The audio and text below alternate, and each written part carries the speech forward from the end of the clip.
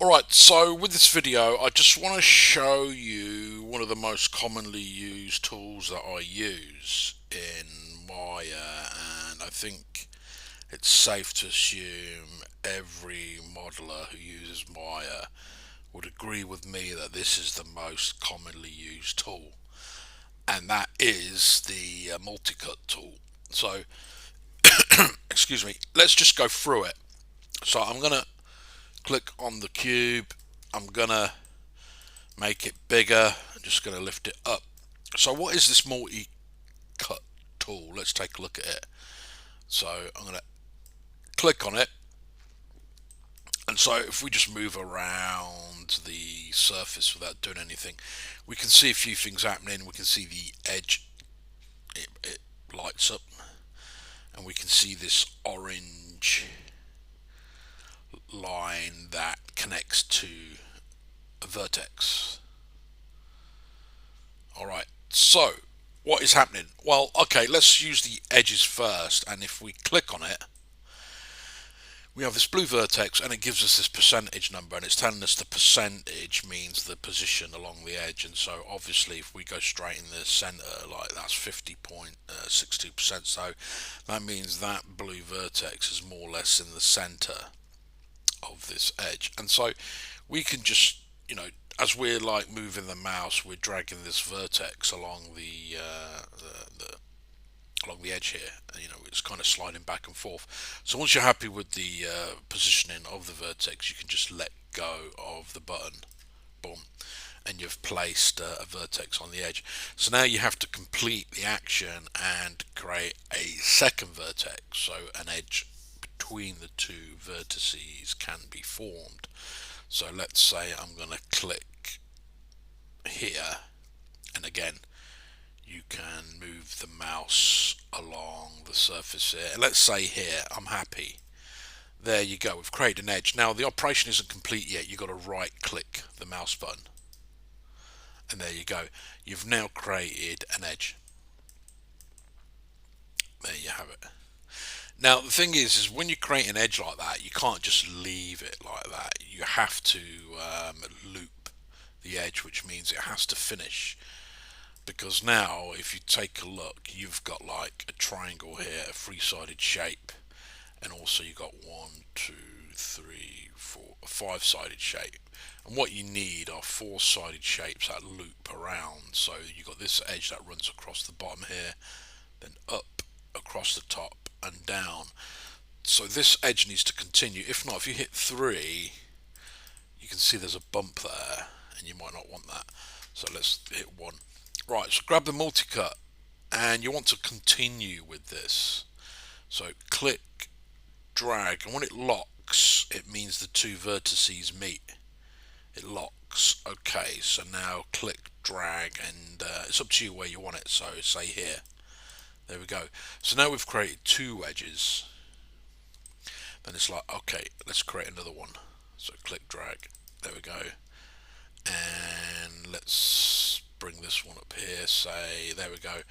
And you finish by locking both vertices. So now what you've created is a loop. There you go. And a loop is a series of edges that go all the way around. Now this is pretty weird because it travels up the surface here and around. So control delete just to get rid of it. Normally when you create a loop, you create it along the one axis. So here we're going along here, the side of the cube, as you can see. There we go. So this is an edge loop. There we go. We've created an edge loop. Now, to create an edge loop, we had to sort of like click numerous times. Once, twice, then 3, 4, 5, and I missed it. You see, so if you miss it, you just try it again. So make sure they lock. There you go. And so now this is an extra edge you don't want because this is the mistake you made, so just delete it. Right, okay, so you have to click numerous times to create an edge loop. However, if you hold down control, it gives you an edge loop preview. You see?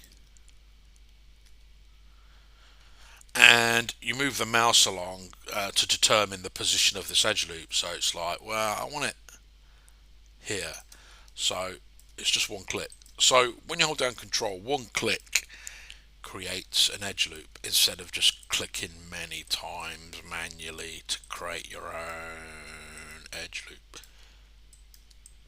Here we go. So I right clicked it, but as you can see, it's not finished, and you're like, oh, okay, I've got to do it one more time. So you've got to do it numerous times, but if you hold down control, there you go. You only have to click once. Okie dokie.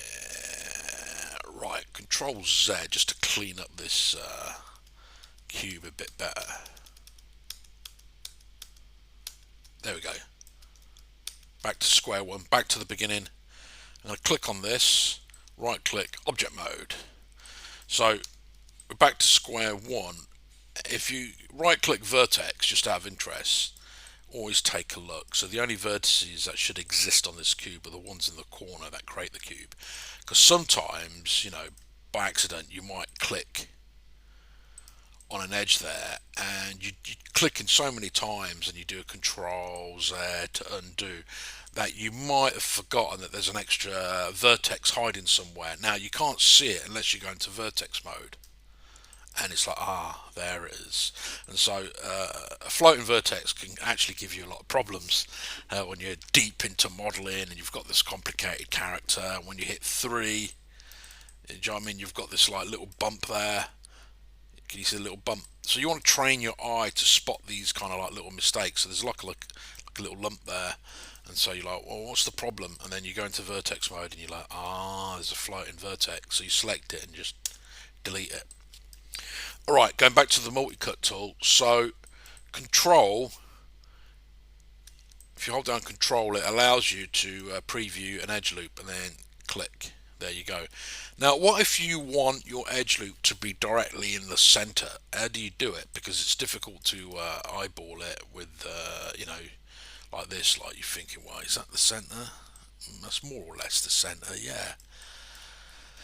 So if you want it directly in the center, hold down control and it's middle mouse click, and you can't move the edge loop, you see. It locks into the center. So once you let go, you know this edge loop is directly in the center. So let's do it again. Control middle mouse, and it's in the center. And so it always takes into account the position of the two vertices on either side.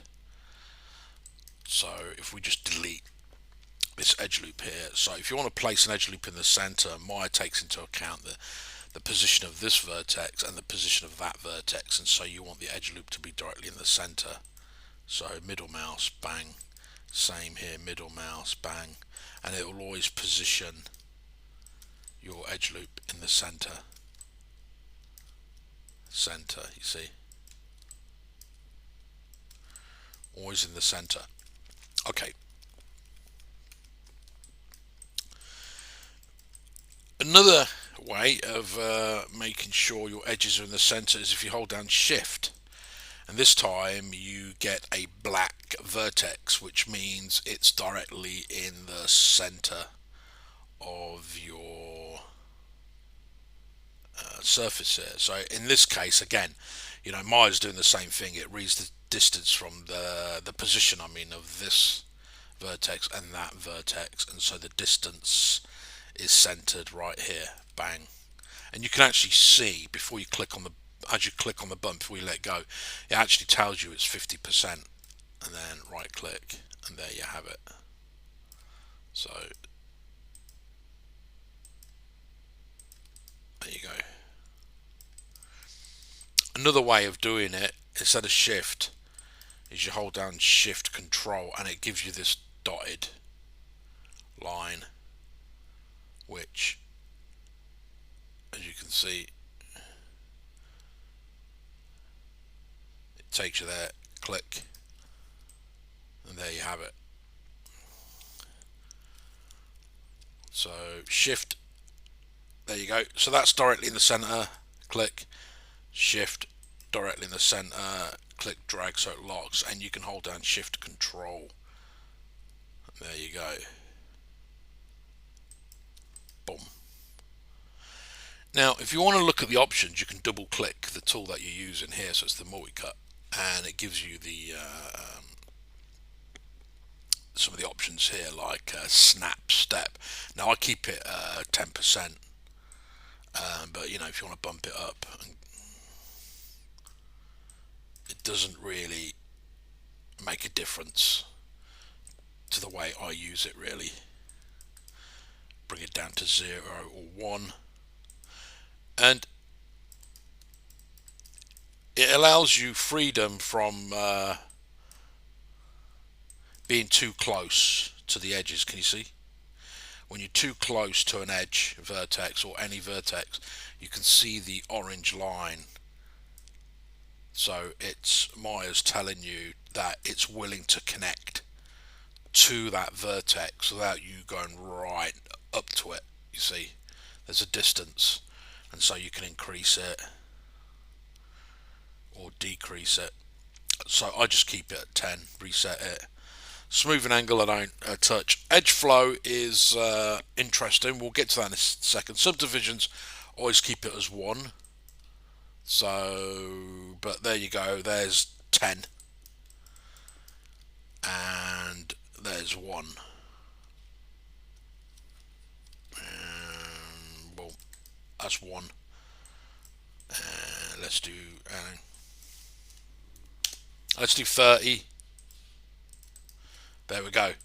There's loads of subdivisions there. I always keep it at 1. And let's go back to edge flow. What is edge flow? Edge flow gets a bit more complicated, to be honest with you. So I'm going to delete the sphere and create a new one. Bring it up, and let's go back to the multi-cut tool, and let's say we are going to add an edge loop directly in the center of this cube. Grab these 2 vertices. Let's do some basic modeling, and I'm going to lift this up. There you go. And so what I want is like a domed surface at the top of this building. So I'm like, right, okay, well, we've lifted these up, but we've got like a sharp angle.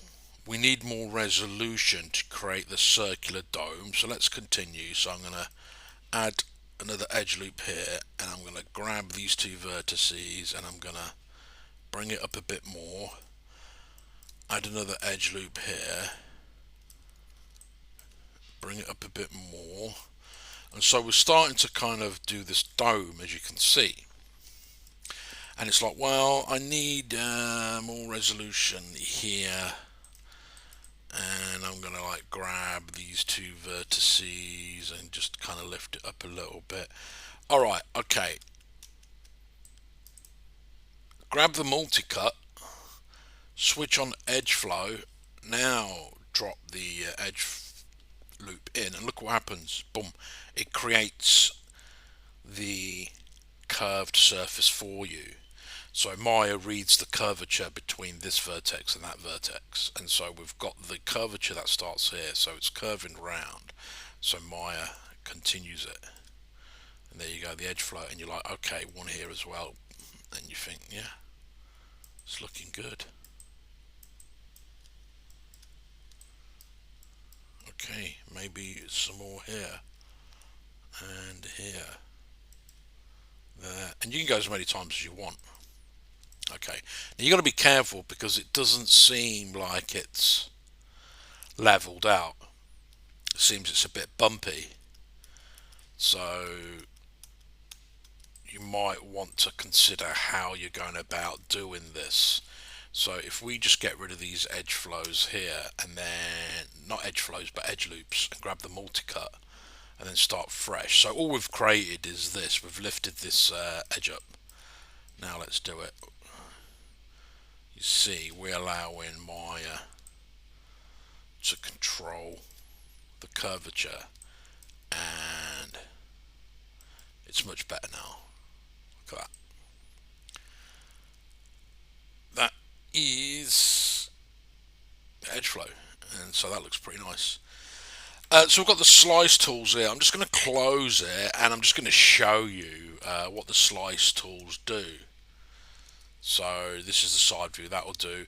Click off the model and then click off the model on the other side. Right click and it's sliced all the way through. You see, it just sliced all the way through. We can do it again. So, you know, there you go. And it just slices through. Let's, you can ignore the back faces. So, you see, it didn't slice through the back faces, only the front ones. Let's do it one more time. So now we're going to slice this all the way through the model. There you go.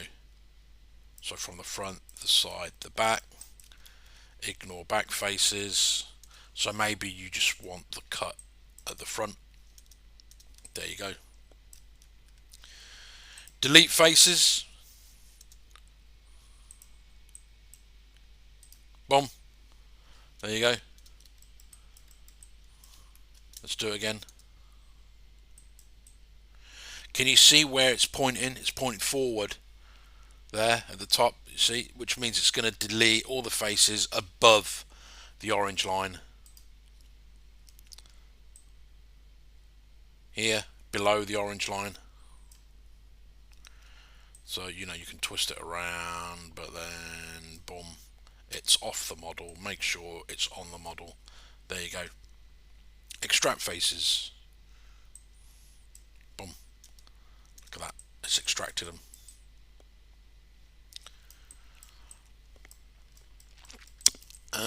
It's given you a 0.5, so let's just do 0. There we go. You can do it in the perspective as well, by the way. So with 0, it hasn't created a gap. But you can see that they are separated. You see. Boom, boom, boom. Reset. So extract faces, it's back to 0.5. And by 0.5 it just raises it. It just lifts it off, so you got the gap that's here at 0.5 and this is at 0. But what do you do after this? I'll just show, just as a little extra. When you extract a model like this, it's actually still one piece, you see. Even though you've split the vertices, you see, it's actually still one piece. What you can do is go to mesh, separate. Now it puts it in a group. What I like to do is just to ungroup it and then delete history and center the pivot, and now each piece is truly separate. So I don't know, because maybe you want to like maybe rotate this piece, you know, we'll bring this to the side more. So basically that's the multi-cut tool. Play around with it and just have fun with it.